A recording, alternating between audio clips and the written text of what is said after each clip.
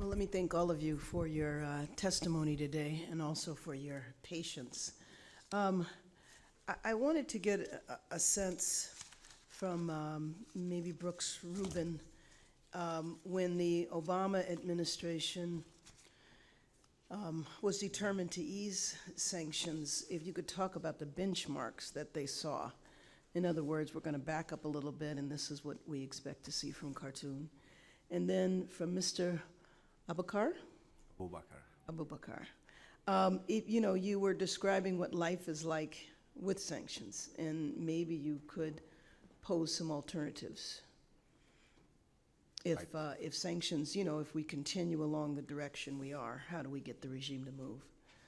I absolutely encourage re-engagement with Sudan. It's not something that I'm opposed to, essentially. I really don't think the comprehensive sanctions is the way to go, and that complete boycott is the way to induce any change. I do believe, though, in the model, the modernized sanctions model put forward by the Enough Project could be a very effective way to go and re-engage with Sudan. I also believe when and if sanction relief is warranted, it should be completely human rights based, as that's, I think, in my opinion, the way to get to any other interest of the United States in the long term. Mm-hmm. Re-engaging right now on these sanctions, I'm afraid, will just leave the human of Sudan behind for the very long run, and I am afraid nothing will ever change should these sanctions be removed on these conditions. Thank you. Mr. Brooks Rubin?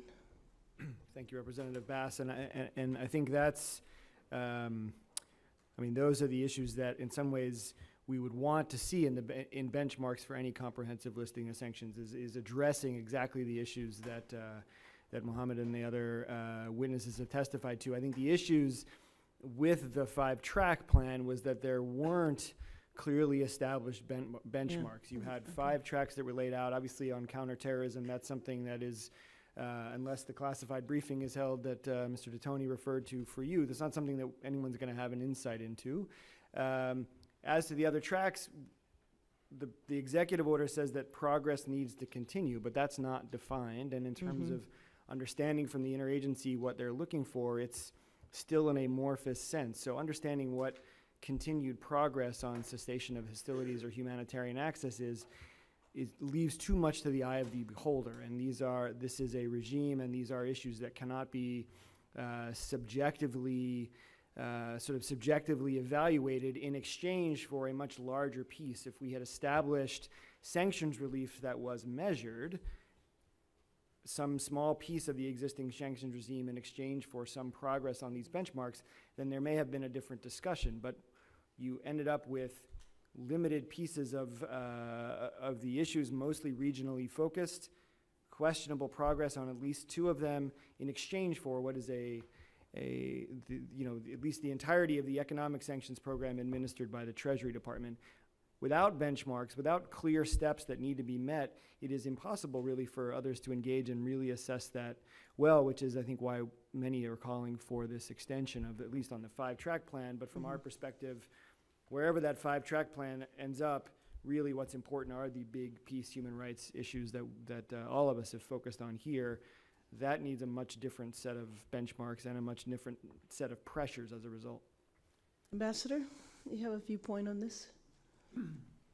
I fully agree, as I said in the testimony, that what's missing in these benchmarks is the focus on some of the fundamental political issues, including and especially human rights, et cetera. And that has to be the focus of the next round of discussion.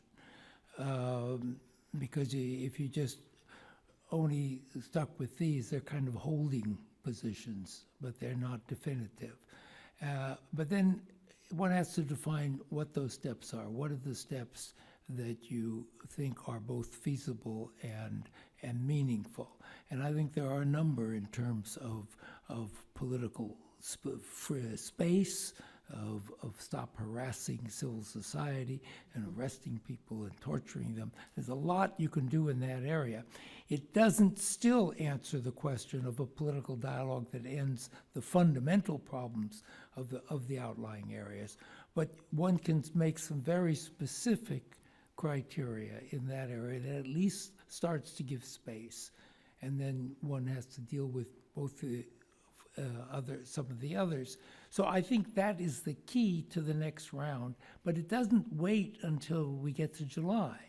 In other words, that should be already part of the dialogue that's going on now, so that regardless of how you come out in July, you already have an understanding and agreement as to where this is going next.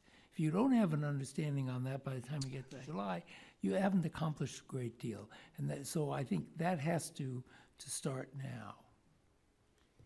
Mr. DeToni? Well, Congressman Garrett said trust but verify. I mean, I can't believe, allow myself to trust. I mean, given the history, all the broken agreements that have occurred, I can't, allow, and I don't think we should have it as a policy to trust Khartoum in this current regime. What do you think should be done? Well, I do think we need to tie the sanctions conditionally. I think the Trump administration needs more time to get their personnel in. I think that they've been slow to put their people in, and the administration needs to own this. So do you think they should put the sanctions back, the ones that were used No, up?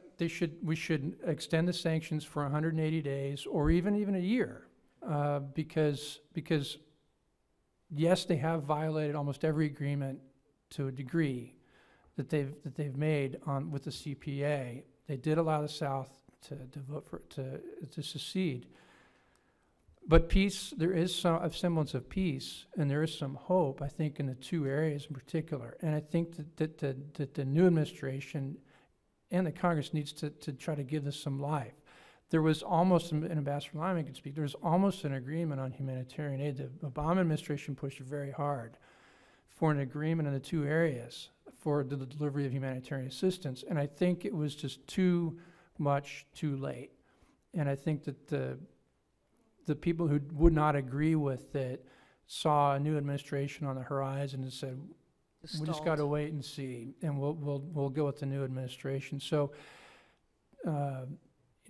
give the administration some more time, find these areas, get their people in, the administration.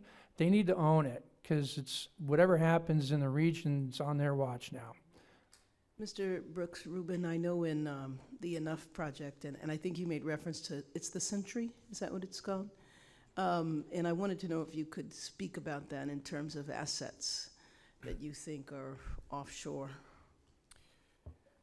Thank you, Representative Bass. Yeah, the Century is an investigative initiative that the Enough Project and other partners have launched to get at the question of if we're going to launch, if we're going to use all of these policy tools, we need to have the intelligence behind it to know where those targets are and who they should be. So with respect to South Sudan, we've been able to document quite a lot of the properties of and corporate holdings of the officials that are leading to that crisis. And with respect to Sudan, the same. So there are properties and assets that we're investigating around the region, and in other regions.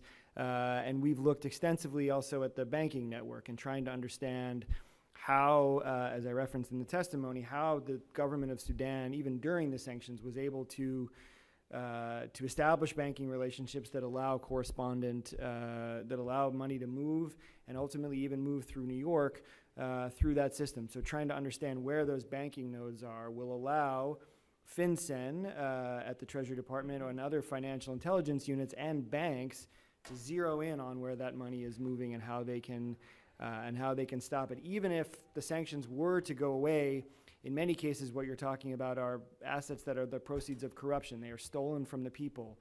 As that money moves through the financial system, banks can still go after it. The financial intelligence units can go after it because it's money laundering. So we are, I guess the last thing I would say on the assets is looking extensively at gold. We have a report that we just issued yesterday called Sudan's Deep State. that looks at the gold sector, the weapons sector, the land sector, and looking at where these, how these sectors enable the regime and key leaders, key officials close to President Bashir, key entities I mentioned in my testimony, the NIS, an extensive corporate network that is enabling key members of the regime to move money around. That's where we can focus our tools. So with the centuries information provided to the relevant actors, the hope is then they can take and use these kinds of financial pressures we have used to get at other regimes. We need to be able to do that for Sudan. We need to be able to do that for the people of Sudan, to target those economic sectors and those actors and move away from this blunt instrument we had in the past. But you need the information for it. We saw with the century that there isn't a lot of the resources devoted to gathering this kind of financial intelligence around East and Central Africa. We the U.S. government, devoted to lots of other parts of the world. It's needed for East and Central Africa, and then the century was the ability to say, well, we can collect as much as we can, we'll turn that evidence over, and then hopefully use will be made of it.